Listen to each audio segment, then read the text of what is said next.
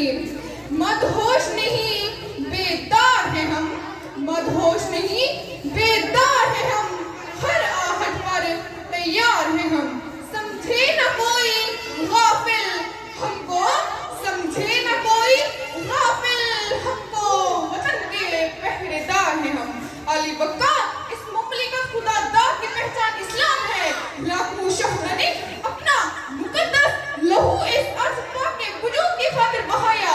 बेशुमार ख़वातीन इस्लाम ने अपनी असमतों के अबरीन पाकिस्तान के अज़मत पर निसार कर दिए।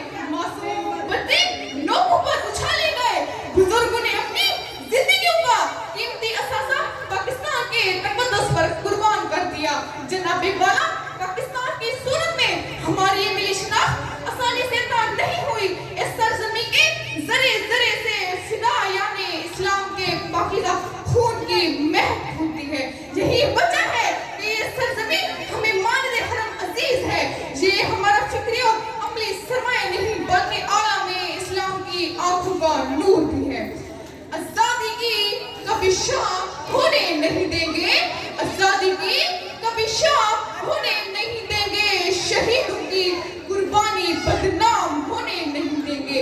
अली बक्का आज बातें कुव्वतें फिर हमारी ईमानी गैरत को ललकार रही हैं। हमारी बहादुर अफवाज वतन अजीज की पासबां है। हम कैद-ए-आज़म के सिपाही और इकबाल के शाहीन हैं।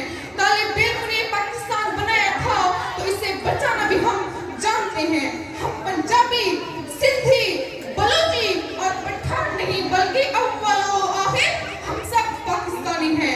आज के वक्त का तकाज़ा ये है कि अपनी शनाख्त को बासित इफ्तिखार अक़वाम इल्म के सामने पेश किया जाए।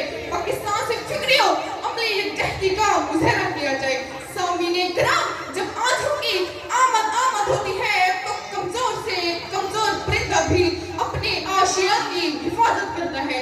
और मेरा पाकिस्तान तो लुत्फ़ और रहमत का सहबां है। हम कैसे गवारा कर सकते हैं कि इस पर मामूली सी भी आ जाए।